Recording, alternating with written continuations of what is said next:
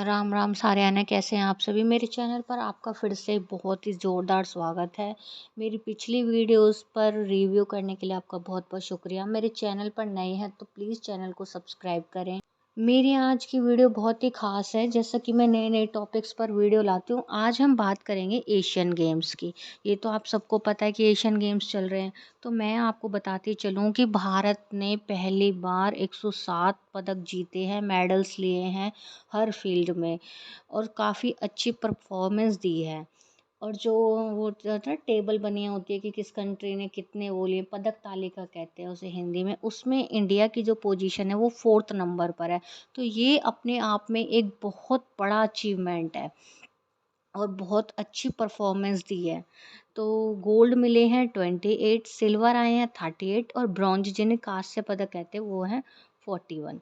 तो इसलिए टोटल मिलाकर बनते हैं 107, 107।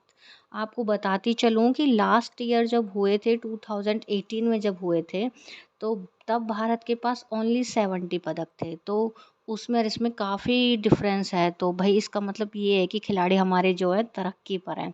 और सबसे ज़्यादा बेस्ट परफॉर्मेंस जो दी है वो हमारे देते तो देखो सभी प्लेयर्स हैं, बट तारीफ़ काबिल हमारे एथलेटिक्स गेम्स वाले रहे हैं। और बैडमिंटन और क्रिकेट ने भी गोल्ड लिया, और बैडमिंटन में पहली बार गोल्ड आया है। और भाई जो सबसे ज़्यादा हमें थोड़ा निराश किया है वो किया है हमारी कुश्ती में। 65 केजी में हमारे भारत के जो बजरंग पूनिया खेले थे, उन्हें 0-10 का मुकाबला रहा, एक भी राउंड वो जीत नहीं पाए। तो ये बहुत एक इंटरनेशनल लेवल के खिलाड़ी के लिए बहुत शर्म की बात है कि वो एक ब्रॉन्ज मेडल तक भी नहीं ला पाए। तो अगर किसी और प्लेयर को ये मौका मिलता तो शायद आज इंडिया के खाते में एक मेडल और जुड़ चुका होता। क्योंकि इसके पीछे क्या है, देखो उन्होंने बहुत से मेडल्स इससे पहले भी जीते हैं। गेम है, हार जीत चलती रहती है।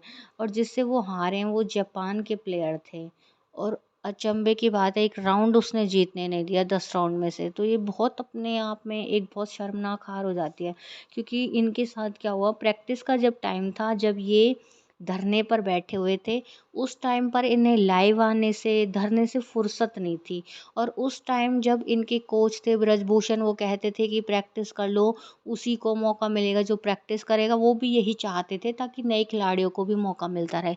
लेकिन नहीं, ये तो चाहते ही नहीं थे। इन्हें तो घमंड हो गया था एक तरीक़ा से कि हाँ मुझे तो आता है, मैंने इतने गोल्ड ले रखे ये वो। लेकिन प्रैक्टिस बनी रहनी चाहिए तभी खिलाड़ी निखर के आते हैं। वो गलत नहीं थे। और इनके अगेंस्ट जिन्होंने ट्रायल दिया था उनका नाम था विशाल, और वो ट्रायल में जीत गए थे। वो ट्रायल के बाद भी नहीं जा पाए, तो दैट मीन्स फिर कहीं ना कहीं दुख होता है।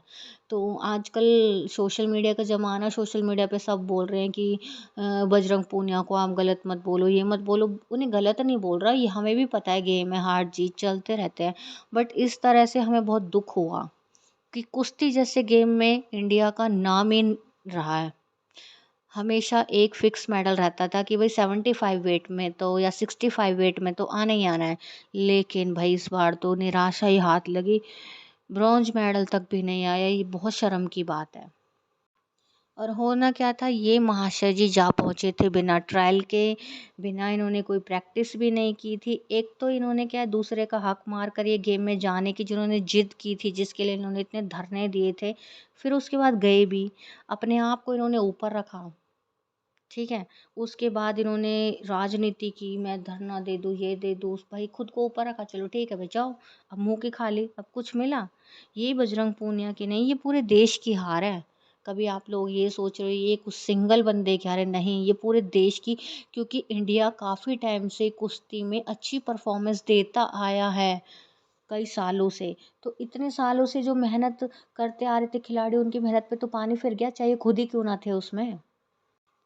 लेकिन अब तो मुझे ऐसा लग रहा है कि वैसे जब देखा जाए इनका पूरा पास्ट कुछ दिन का उठा के, कहाँ ये गंगा में अपने मेडल हरिद्वार में डालने के लिए चल दिए थे। इन्होंने राजनीति में, ये किसी के बहकावे में आ गए थे, पता नहीं क्या हुआ था, ये गंगा मैया में बहाने चले गए थे। अरे बरसों की मेहनत लगती है, गोल्ड ऐसे ही नहीं आ जाते यार। तुमने उस गोल्ड मेडल को पाने के लिए कितनी मेहनत की और आप उसे गंगा में बहाने चल रही, तो भगवान भी देखता है, वो करे। जब ये इस चीज़ की रिस्पेक्ट नहीं कर रहा तो बेटर इसको नहीं मिले तो ही ठीक है। तो इनका हारना बहुत ज़रूरी था, क्योंकि एक तो क्या है, इनका घमंड उतर गया, दूसरा क्या हो गया, अगर ये ऐसे जाके जीत जाते बिना ट्रायल के जाके, तो दैट मीन्स इंडिया है ये, फिर उसको रूल ही बना लेते सारे प्लेयर, आज ये कर रहे हैं फिर बाकी के और प्लेयर भी करते। तो फ्यूचर में बिना प्रैक्टिस के अब कोई डायरेक्ट खेलने तो नहीं जाएगा, वरना तो लोग इसको अपना रूल बना लेते, खिलाड़ियों को, और खिलाड़ियों को भी मौका नहीं मिलता जो नए रहते हैं। इससे क्या है कि सभी खिलाड़ियों को सबक लेना चाहिए कि अगर आप अपनी लीग से हटकर चलोगे तो हमेशा मुंह की खाओगे। खेलने आए हो, खेलो और अपना जाओ। आपको पॉलिटिक्स से क्या मतलब? आप तो राजनीति करने पे उतर आए, धरना कर रहे हो। अरे भैया, धरने का काम केजरीवाल और राकेश टिकैत ने ले रखा है, अन्ना हजारे ने ले रखा, आप क्यों घुस रहे हो उसमें? ठीक है, चलो अब जो हो गया देखा जाएगा। वैसे तो अब इनका पत्ता ही साफ हो गया, मुझे लगता है अब नए प्लेयर्स को ही मौका मिलेगा, तो इन्हें भी ज़िंदगी भर याद रहेगा कि इनका कैरियर, जो स्पोर्ट्स कैरियर था, वो इनके हार से ख़त्म हुआ। वीडियो कैसी लगी? वैसे तो मुझे बनाते हुए थोड़ा खुद ही बुरा लग रहा था, पर क्या करूँ, मुझसे रहा नहीं गया। Thank you.